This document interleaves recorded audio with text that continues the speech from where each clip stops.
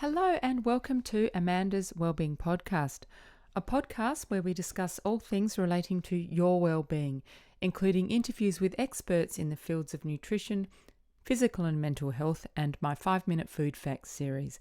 I'm Amanda Hayes, your host, a nutritionist with a passion for well-being.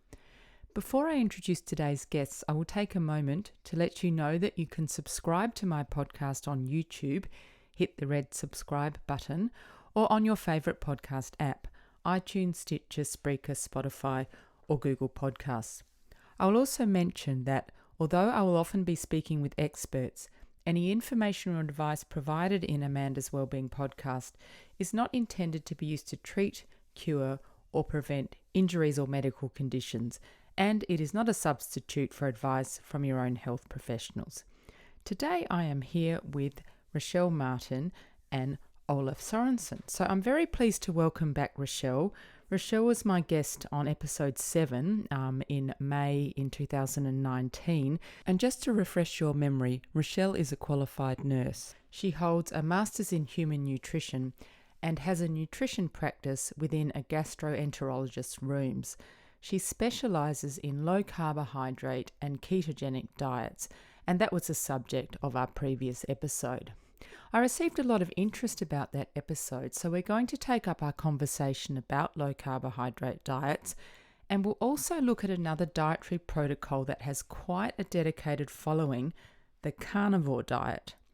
Briefly, my understanding of the carnivore diet is that it is essentially a zero-carb, high-protein diet where the only foods eaten are red meat, organ meats, poultry, fish, eggs, lard, butter, bone marrow, and bone broth. I think I can accurately describe this as a radical or unorthodox diet, and therefore it is bound to provoke controversy. To put this in the context of real human experience, Rachelle and I are joined by Olaf Sorensen, a carnivore athlete. So Olaf has led a very interesting nomadic style life. He now lives in Adelaide where he runs his own gym, 30 Minute Strength. And these days, Olaf, an accomplished distance runner, advocates a minimalist approach to exercise, 30 minutes of strength training per week.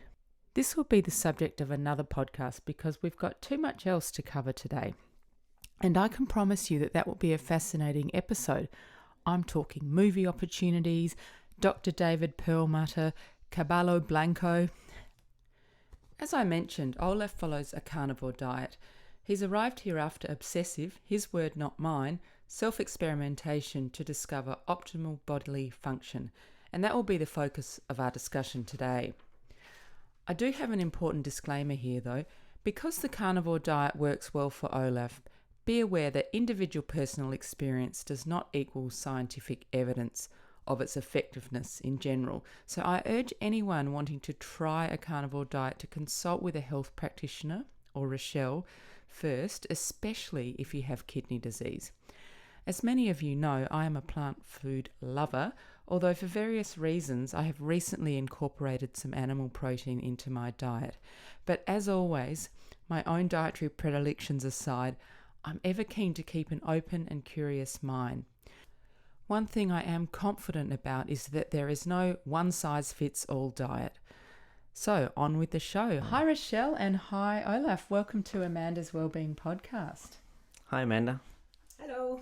Hi. So, in episode 7, we learnt about Rachelle's background. So, now we're going to meet Olaf. Olaf, before we dive into our discussion about your dietary evolution, you were born in Denmark on a farm. You lived a nomadic life, I believe, and now you're living and working in Adelaide. So, can you tell us about that journey and how you ended up here in Adelaide? Came to Adelaide about 4 years ago. Before that, I'd actually been overseas travelling for about 5 years, sort of more or less consecutively.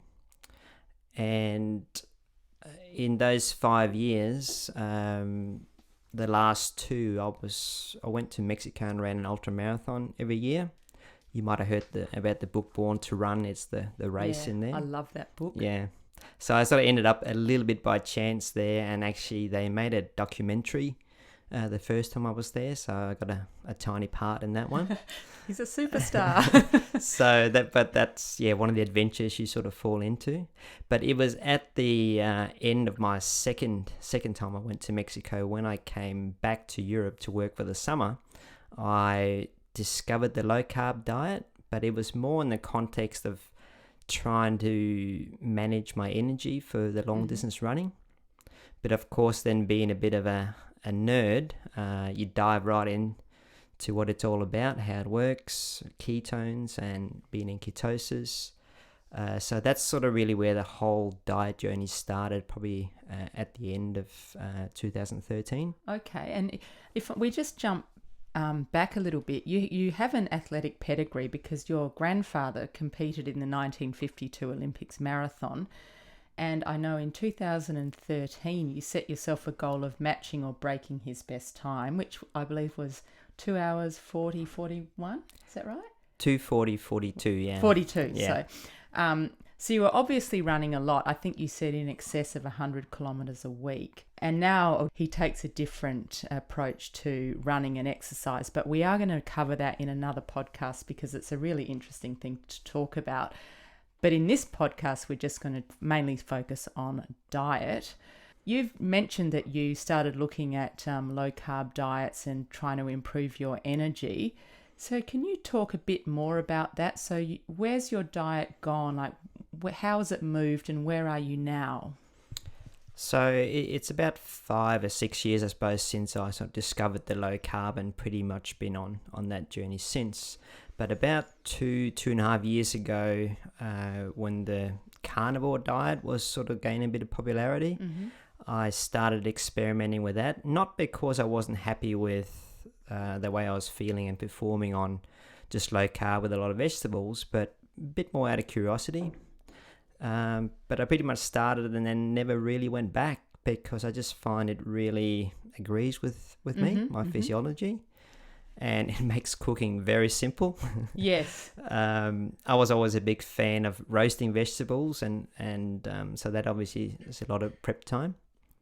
But yeah, when you just eat basically meat, fat, and eggs, it makes your shopping list very easy and also cooking very easy. So before we go on and talk a bit about what your daily intake looks like, Rachelle, could you tell us from a nutritionist point of view, can you start by explaining what a low-carb diet is and then what a carnivore diet is? Yeah, sure. So a low-carb diet is one typically that is going to... Well, it's usually something that's under about 100 grams of carbohydrate a day. That depends, of course, on people and their symptoms, if they've got IBS or other things like that. A carnivore diet eliminates carbohydrate right out of their diet in terms of vegetables and fruits, and mainly what they stick to, that's right, is what you're pointing to there right there, is your red meats and your porks, your seafood, eggs, animal products, butter, ghee, depends, sometimes suet and so forth. So it's very, very low, like no carbohydrate pretty much. Yeah. And so Rachelle, as you may remember, specialises in low-carb diets and the ketogenic diet. And I've read somewhere that the carnivore diet grew out of people who were on the keto diet who wanted to take things sort of one step further or experiment a bit more. So then can you tell us then what are the differences between the keto and the carnivore diet? Yeah, so a ketogenic diet, it comes from trying to understand why people are taking that on board and what they want to achieve out of it. A ketogenic diet is one where people that might be coming out of it because they want weight loss or something like that. But it's also because specifically they're looking to get into this state called nutritional ketosis, which we talked about in our last podcast. Very much anti-inflammatory. You're changing your metabolism from glucose burning to fat burning. Yeah. Where sometimes people come across, from my experience, like Olaf has said, he came across carnivore because he wanted to experiment, whether that gave him better sustainability with his athleticism. Other people will come across it because it's like the best elimination diet you can use. Yeah, it's the ultimate it is elimination diet, isn't it? Yep. Because there's not much in it. Yes and no. Yeah. So this is where I beg to differ. So, and I think it's not, neither of these two diets are a fad. If we actually look at Maasai warriors or the Bison people or Aborigines, these are ancient cultures that have go back, Inuits as well. They go back way, a long way. And these people typically ate carnivore diets. Yeah, they would have eaten some plants and herbs and things, though, I think, depending on availability and stuff. Availability, yes, but I mean, you're talking, you're out as an Inuit in the middle of Yeah, Alaska. no, Inuits maybe a bit different. So seasonal, but I think, I mean, it's fascinating sitting here listening that Olaf is from Denmark. Yeah. We recently spoke about my ancestry and finding that I've also got some Nordic blood in me as well. Yeah. So I think coming back and whether in our nutrition degrees, we often talked about nutrigenomics and people addressing their genome and diets. And the more I understand about nutrition, the more I think we need to honour that. Well, I absolutely agree, which is why one of the things I say all the time is there is no one right diet for everyone, because I do believe that different people respond differently to what they eat. I mean, food allergies is a very obvious example, isn't it? That some people can eat gluten, others can't. If we jump back to Olaf now, can you tell us, because I think this is really interesting, what do you eat on a typical day, during a typical day? Okay, so this morning, I start very early with a cup of coffee with cream. And then I go and ride racehorses for a few hours. So I start my day at about 4:30. Right, wow. So, but then I eat somewhere between 10 and 12 whenever I get hungry. Mm-hmm. So today I had my very simplest meal. I had some marrow fat, and I had some ribeye steak, 2 eggs, and some liver powder. Mm-hmm. And that'll sort of sustain me now till probably 6 o'clock tonight. I usually find eating this way, I got to have at least 8 hours before I get hungry again. Right. So you eat according to your body rhythms and your hunger. I'll eat if I get hungry, but now that I've been tracking everything for the last 3 years, and trying to sort of really pinpoint what makes me feel good and feel the best energy levels. And it's surprisingly, when you tune this in, how little food you eat. I did a presentation in 2018 where I'd eaten over 200 grams of protein per day, and I was functioning well. I probably had my best body composition ever. Since then, I've sort of been tinkering with it, and now I'm probably less than 100 grams of protein. Right. And a little bit more fat. But yeah, it is quite amazing how little amount of food you need. I think, that's probably because fat and protein are a lot more satiating or filling than carbohydrates. So it sounds like you eat a fair bit of fat. I know Rachelle does, because she is following a ketogenic diet. And I know in the past there's been a general fat phobia, especially saturated fat in Western culture. And this may be gradually changing. But Rachelle, do we need to be afraid of fat? The answer to that question is no. So there's been some recent meta-analyses that have come out, really strong evidence showing that eating saturated fat does not cause cardiovascular disease. The concern at this point is then people say, oh, my cholesterol's really high, my cholesterol's high. Your cholesterol, there are some people, like myself, we're called lean mass hyperresponders. So some of us, when you go on a keto or a high-fat diet or a carnivore diet, you might find changes in your lipid profile. So now we're talking about cholesterol, LDL cholesterol, HDL cholesterol, triglycerides. What you should expect to see is your triglycerides come right down. It's really important that happens. Yeah, that's good. Yeah, that is really good.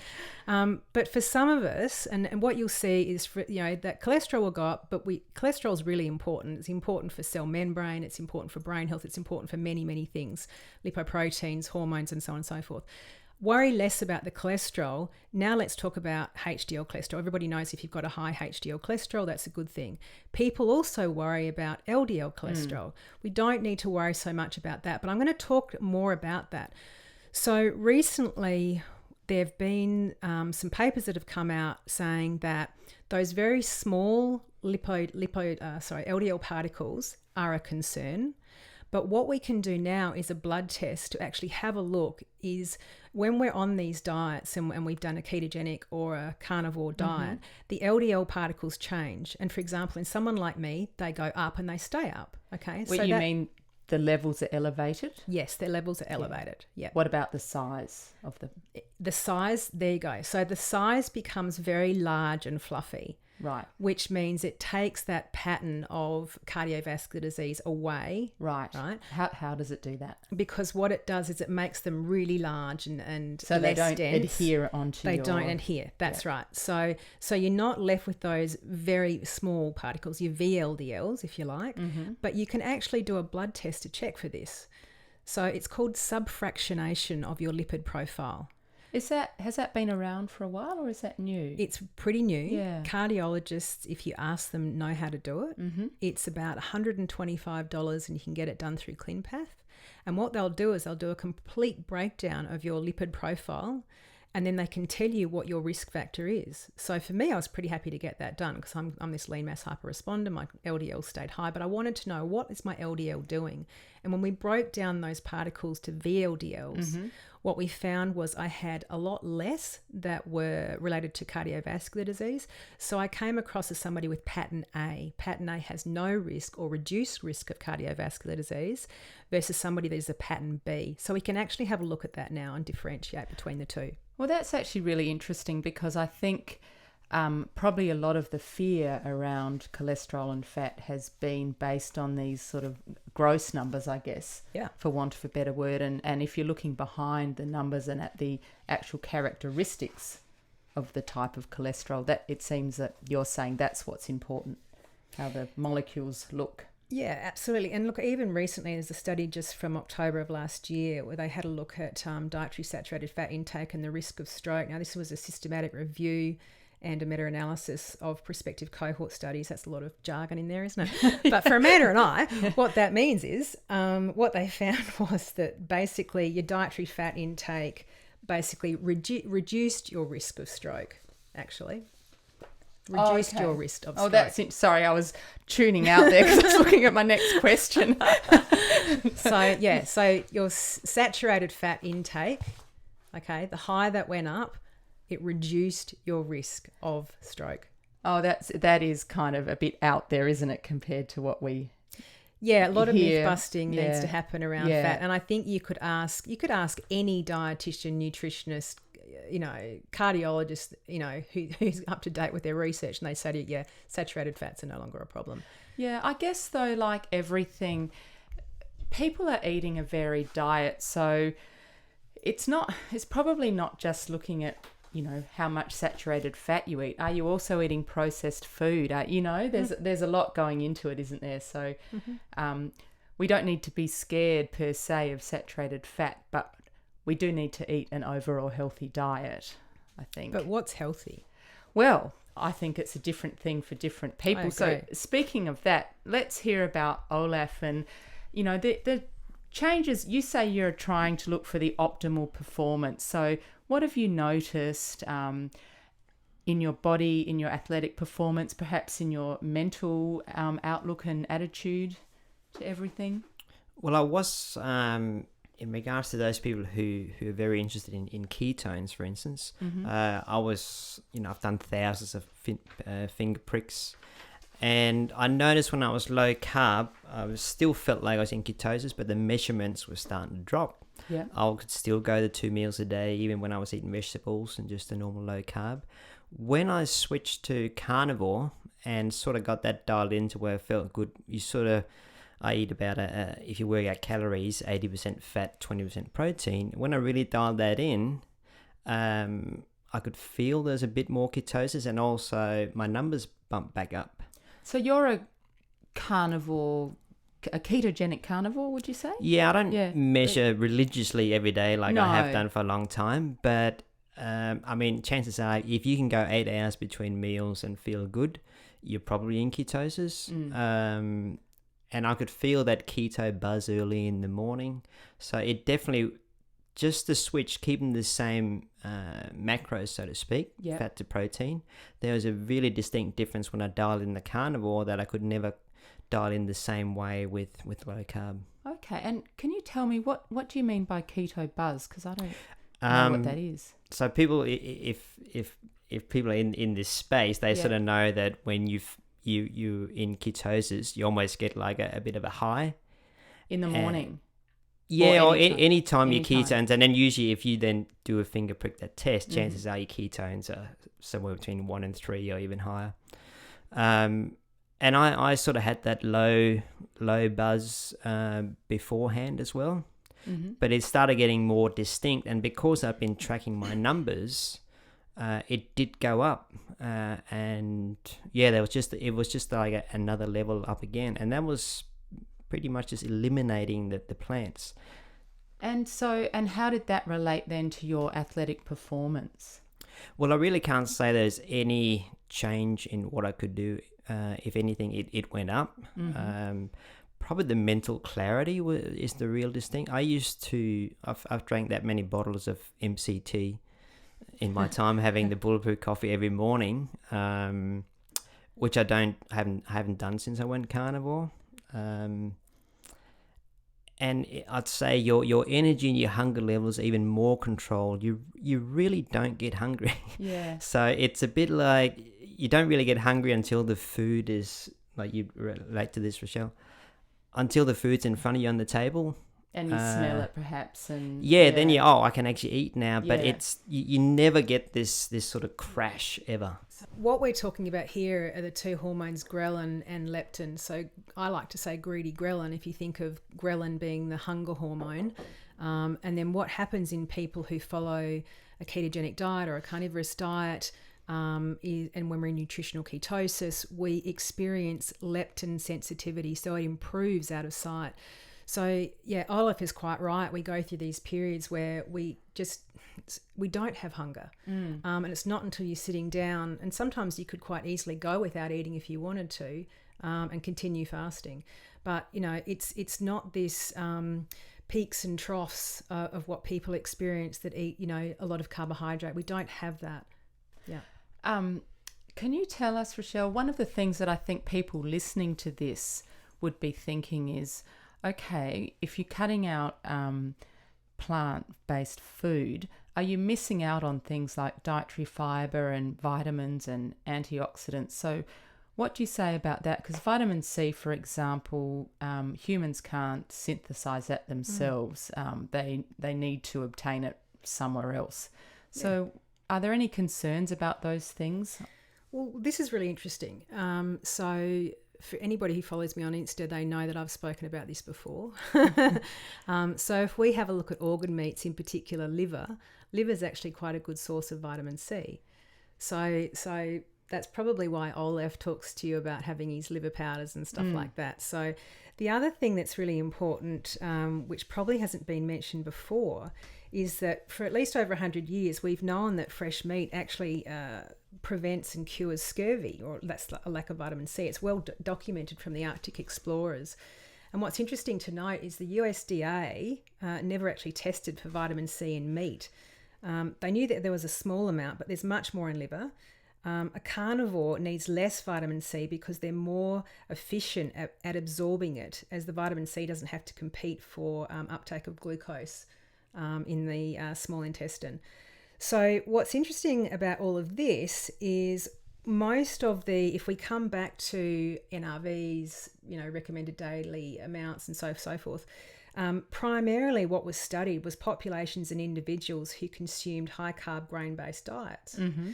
So we've got to put this into perspective. So there's no real idea of optimum levels of vitamins and minerals for this subset, such as us, like keto carnivore. They don't actually know. And yet Olaf and I are sitting here and we don't have scurvy. No. We're looking pretty healthy today, I think. So that's in response to vitamin C. In response to dietary fibre, I love this question. I think that'd be a very common question, because it's what you first think of if you plants, fibre. So. All right. So the way that I like to explain this to my patients when we talk about keto or carnivore diets, because yes, dietary fibre does plummet. My husband is got a PhD in colorectal cancer prevention. He's a gastroenterologist. And we were at the low carb conference on the Gold Coast, and we were fortunate enough to sit next to Dr. Stephen Finney, who's an eminent expert in this field. And my husband was all, oh, this isn't right, and, we need our dietary fibre. And, of course, I knew the research on this, so I let him ask the question to very eminent Dr. Finney.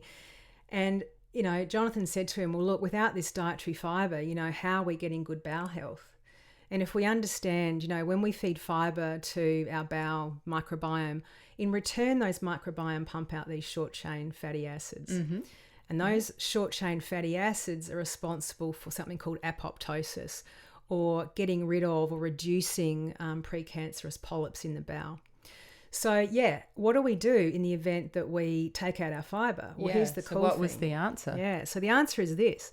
So that short-chain fatty acid, and that's a really important word I want people to focus on. So when you're in nutritional ketosis, we produce systemically that short-chain fatty acid, or a ketone, and that ketone is called beta-hydroxybutyrate. So not only do we have that absolutely flowing through our bodies from top to bottom, it's everywhere in us, whereas somebody who's not in that state only has it in their large bowel if they're eating plenty of dietary fibre. Right. So the body adapts metabolically then?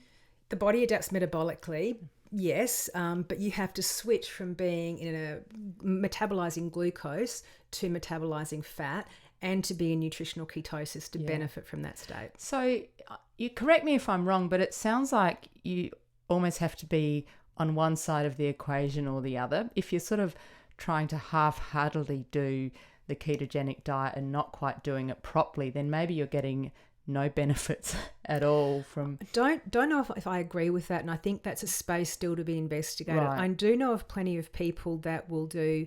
it's called carb cycling. Yeah, what's interesting about that is they might do keto for 3 weeks, and then they might do a week of being, having carbohydrate. Yeah. And they find that works for them.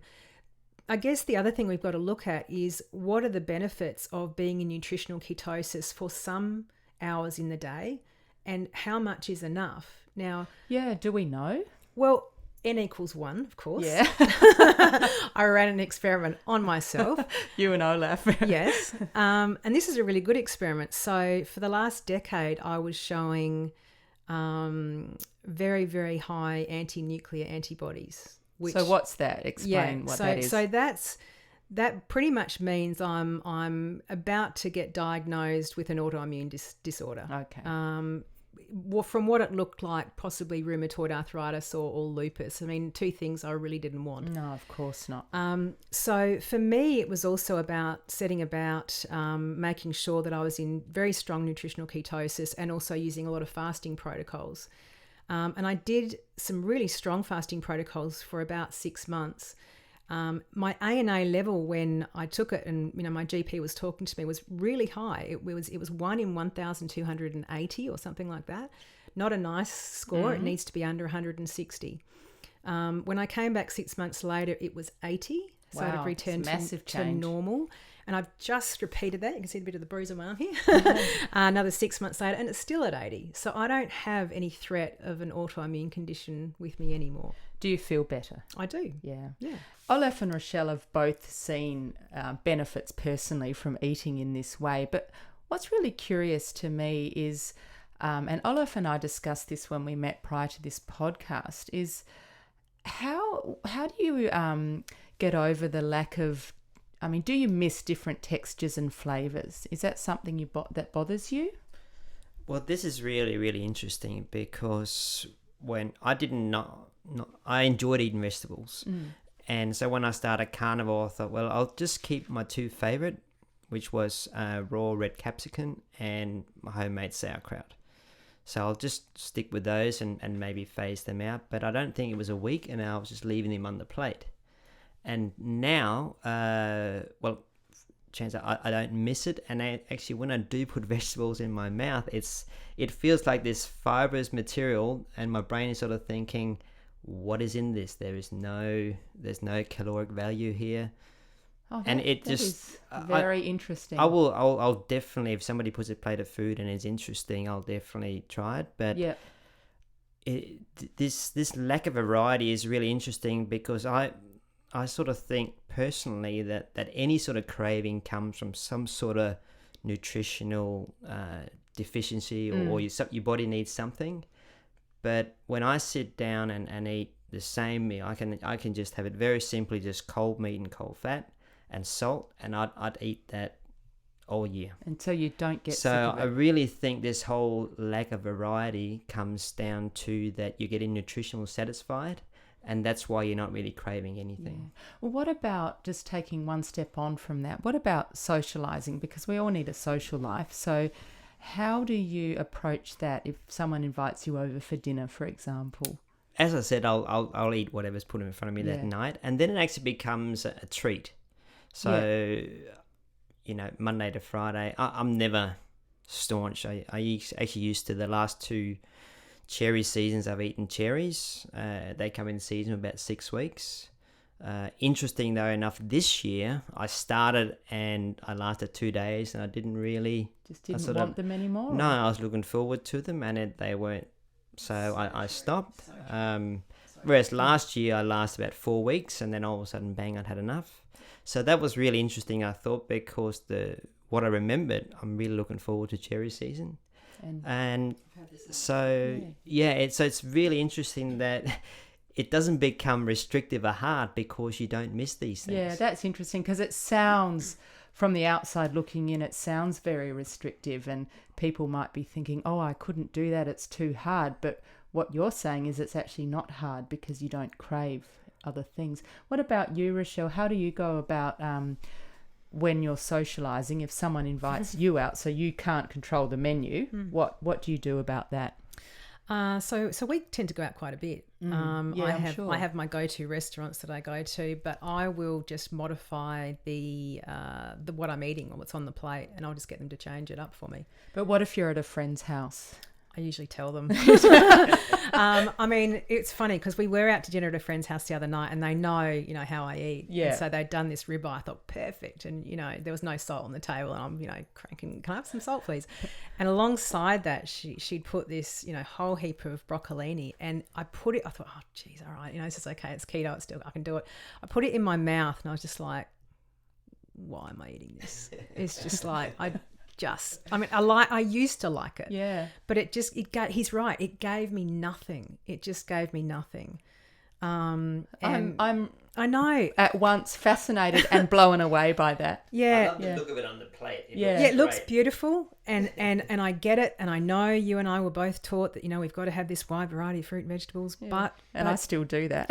coming back to what you said about dietary fibre, what you will notice on a carnivore diet in particular, and I'm pretty sure Olaf can vouch for this, is you have less bowel actions.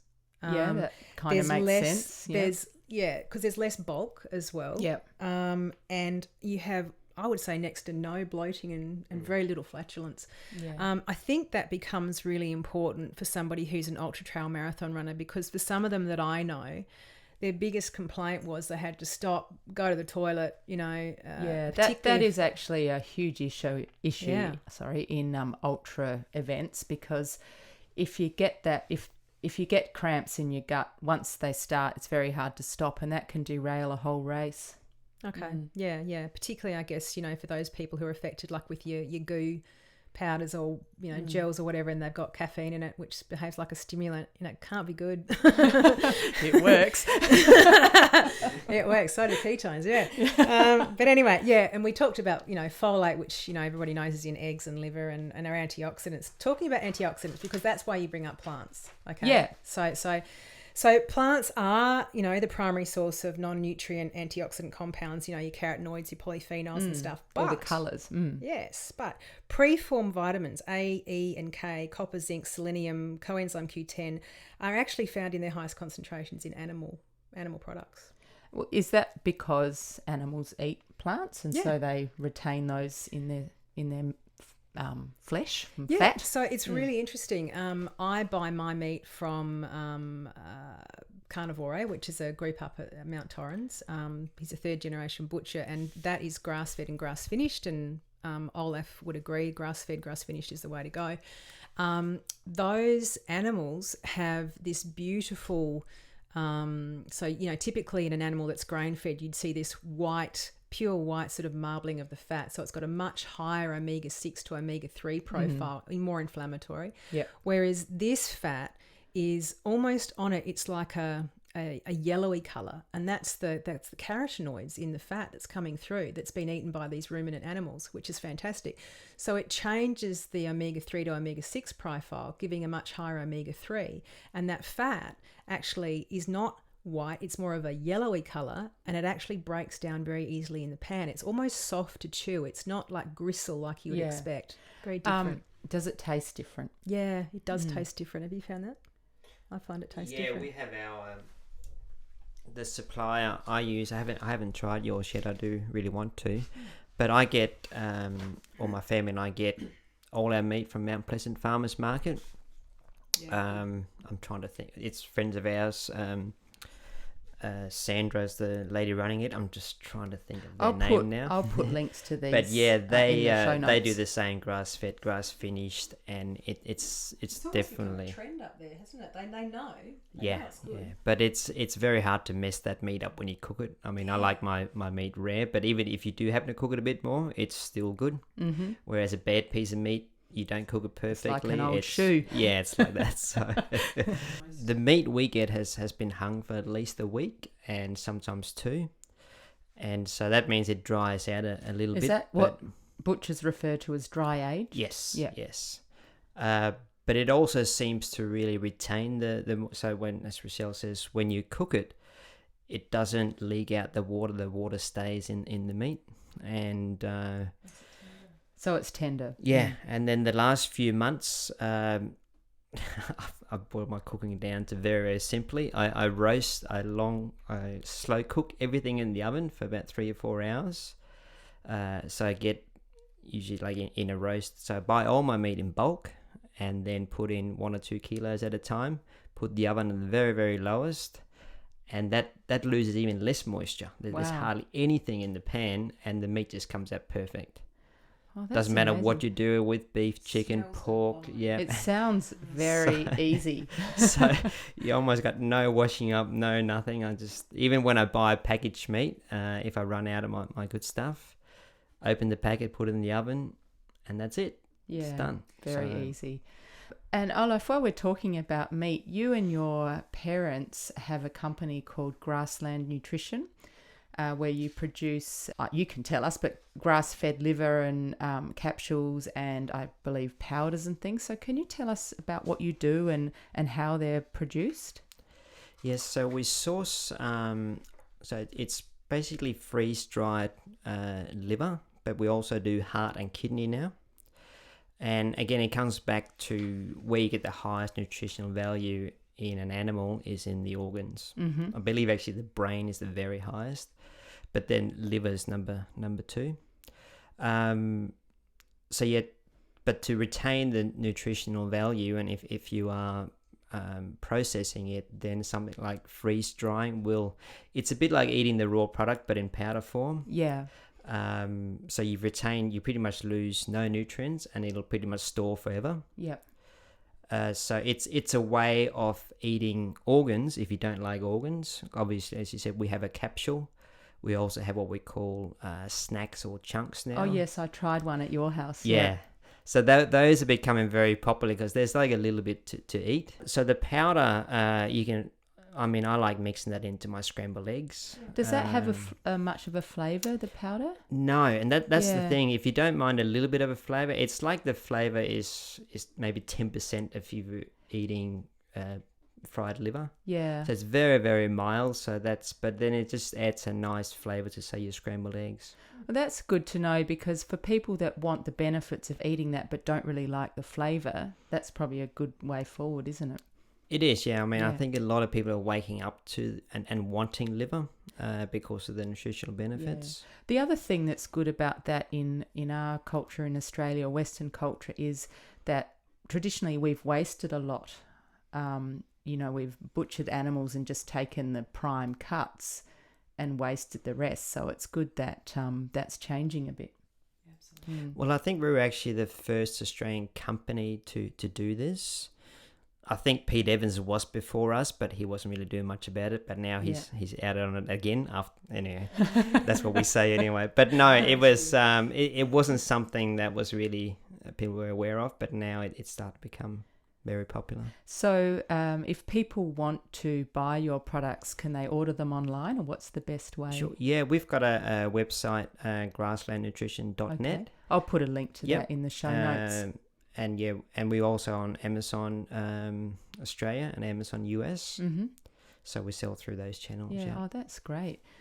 So Rachelle, speaking as a nutritionist, who would you recommend should go on the carnivore diet and why? And are there any people that you would say, for various reasons, should not go on it? So anybody can give a carnivore diet a try, as long as they understand that, you know, it is meat and salt and organ meats, and they're getting, you know, what they need. The only people I would suggest, perhaps my concerns would be people who are on renal dialysis, you know, want to take care. Sometimes people who have had obesity surgery and have very, very tiny pouches of their tummy, and so it's very difficult for them to absorb large amounts of protein. Right. Although there's ways around that, certainly ways around that in terms of making sure they're getting a lot of good nutrition through eating eggs and, you know, liver capsules and things like that. It's not finite. I think people with swallowing disorders, again, very difficult to chew, and also people with really poor dentition. So they'd be the people, you know, because the last thing you need is a foreign body stuck in your esophagus or airway. So, you know, common sense would prevail. But yeah, it's definitely doable. I would say that anyone wanting to try it's probably a good idea to go and see Rachelle, or if you're not in South Australia, someone with similar qualifications. Yeah, absolutely. Yeah, I do phone consults. Oh, there we go. Or on the phone. Yeah. And you might have heard Olaf mention earlier that he rides horses every morning. So he works with some jockeys. And I understand he's worked with a jockey who needed to lose some weight. So can you tell us about how you helped him or her? Yeah, it was actually her. Sorry. So she obviously knew I had a little bit to do with diet. So we got talking one morning and she said, could you help me? I got to lose about 2.5-3 kilos, and she's a pretty small girl to start with. Yeah. So we had it was an interesting experiment because about 10 days, and so we didn't really have long. No, and that's not long. She still had to, you know, the life of a jockey is quite physically demanding every day. So they start early as well, in the morning riding horses in training, but then they gotta go off at least a couple of times a week and ride in races in the afternoon. So you can imagine it's a very physical day. And then if they have a weight issue, they might have to not eat that whole morning while they're riding track work in training, and then still maintain their energy right through to the end of the race day. So they often have to go without really having anything. Yeah, and they probably feel dizzy and... Yeah, so it is a bit of a problem, but what I basically did, I put this girl on a carnivore diet. We calculated her energy intake, and it was pretty much meat and fat, and she was very good and stuck to it. So in the first 48 hours, she dropped a kilo and a half, and she was still feeling good. We did start out in a good place because the way she was eating was fairly good. And when I tested her ketones on day number 1, she was in ketosis, which told me that she was already a good fat burner. So it was really about, we cut out the fibre, and she even started feeling better. Mm-hmm. And yeah, in 10 days, she, no problem at all. So has she continued? Did she feel so good that she wanted to keep going? Yeah, and she actually even won the race that we aimed at. But she said some interesting things through the 10 days, that she actually felt more energy than she had before, and she was eating a lot less. And on the day where she had the big race, she had very little dinner the night before, and then nothing the whole day. She even had to go in the sauna in the morning, and she said, I probably never felt better ever. Oh, that's very interesting. So that was on no food for, till the end of the day, so close to 24 hours. So what I'm hearing is that eating that way, I guess this makes sense. It eliminates those insulin spikes. Is that right? Because you're not having the glucose as much. So you don't feel those hunger pangs. That's a part of it. The other thing is, ketones are actually the preferred fuel source of the brain.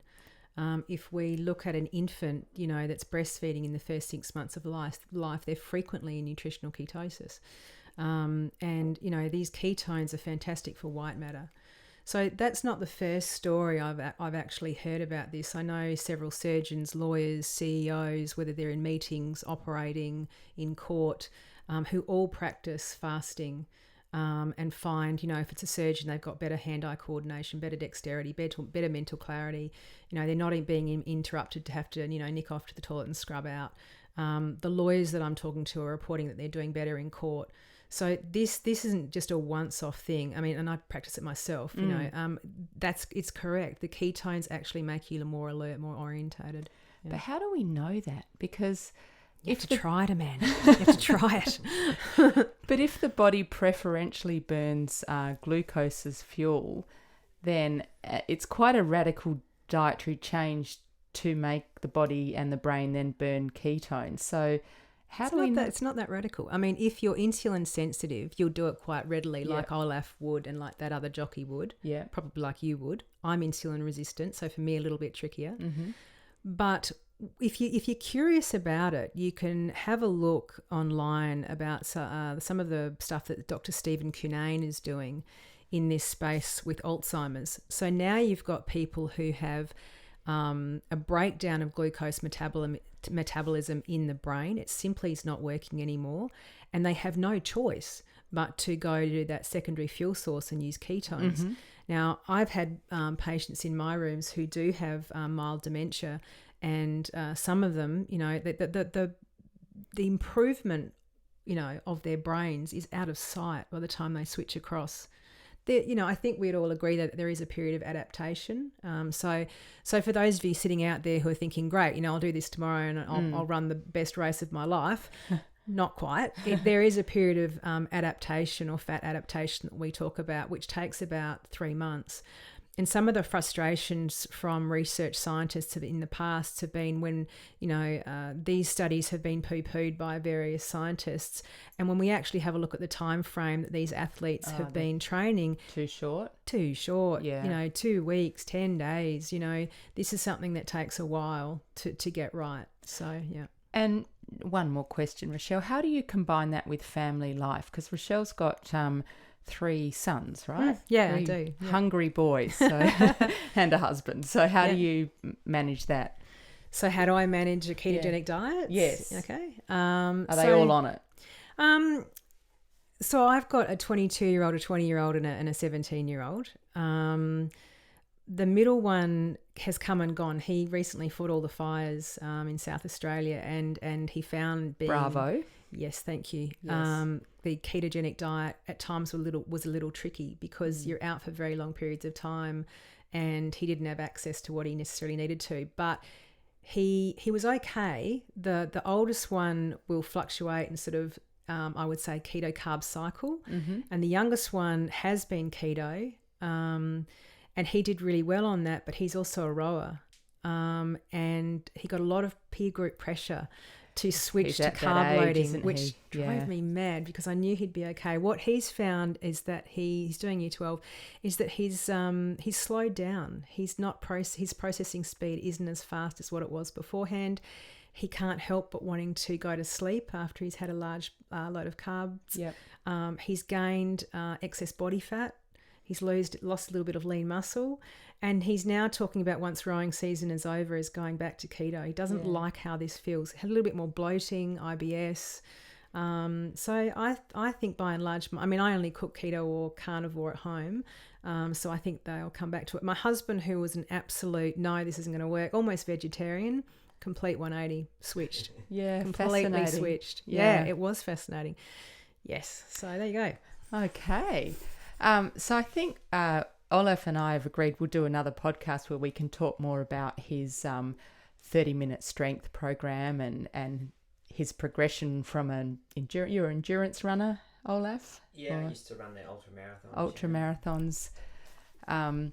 But we won't spoil that because that's going to be really interesting. Ultramarathon for someone who doesn't run. Oh, yeah. Ultramarathon is, well, technically it's anything over a marathon, so anything over 42.2 Ks.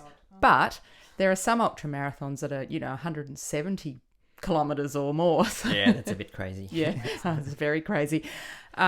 So we heard from Rachelle about her things that she would recommend, 2 things she'd recommend that all people could do to improve their well-being in episode 7. So, Olaf, if you could recommend 2 things, what would they be? In regards to diet? No, to anything, just well-being in general. It doesn't have to be diet-related.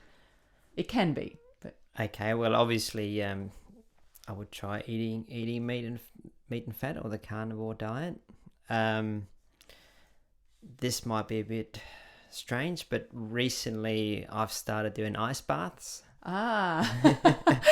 So, and you might have heard of Wim Hof, the Iceman. Yeah, Rachelle and I were talking about that just before you arrived. It's a bit freaky. Well, that's my newest thing. Yeah. I actually want to do his instructor's course. So hopefully, if all goes well, I'll be able to do it this year. Oh, cool. Well, the first part of it is an online course, 10-week course. But I've been doing the ice bath and the breathing probably for the last month. Where do you do that? Just at home. So you just fill up your own bath? Yeah, so I used to actually go and buy the ice, but now I because that's going to send you broke. So I bought a deep freezer, just a small one to make the ice. Yeah. And that's, I don't know how to explain what it's doing. It's probably a combination of the breathing and the ice bath, but it's certainly helped me a lot. Olaf, you certainly are the ultimate self-experimenter. I think we could keep on talking for ages, but we'll leave it there for today. So thank you, Rachelle and Olaf, for coming on. Thank you. Look forward to speaking to you again. Well, no one can deny that Rachelle and Olaf are 2 very interesting people, and they're not scared of experimenting on themselves, as you've heard. Rachelle mentioned a few terms like anti-nuclear antibodies, insulin resistance, apoptosis. So I will put a little glossary in the show notes, and I'll also put links to the farmers that they mentioned and Olaf's and Rachelle's websites. So thank you very much for listening to the podcast today. I hope you enjoyed it. And if you'd like to, you can subscribe to Amanda's Wellbeing Podcast on YouTube. Hit the subscribe button, and while you're there, click on the bell to be alerted when new episodes are available. You can also subscribe on your favourite podcast app, including iTunes, Stitcher, Spreaker, Spotify, or Google Podcasts. And you can follow the podcast on Twitter, Instagram, and Facebook. Direct links to all social media can be found on the subscribe page of my website at www.amandaswellbeingpodcast.com. If you would like to contact me, you can send me a message via the contacts page on my website. And please do feel free to suggest topics you'd like to learn more about and people you'd like to hear interviewed, and I'll do my best to deliver that to you. Producing the podcast is a labour of love. We put in a lot of time, money and effort behind the scenes. So if you enjoy my podcast and would like to make a contribution via Patreon, PayPal or by Amazon to help ensure we continue to provide you with excellent content, please visit the contribute page on my website. Finally, please take a minute to leave a rating on iTunes. It improves visibility and will help me source excellent guests. Thank you for tuning in. Eat well, move well, think well.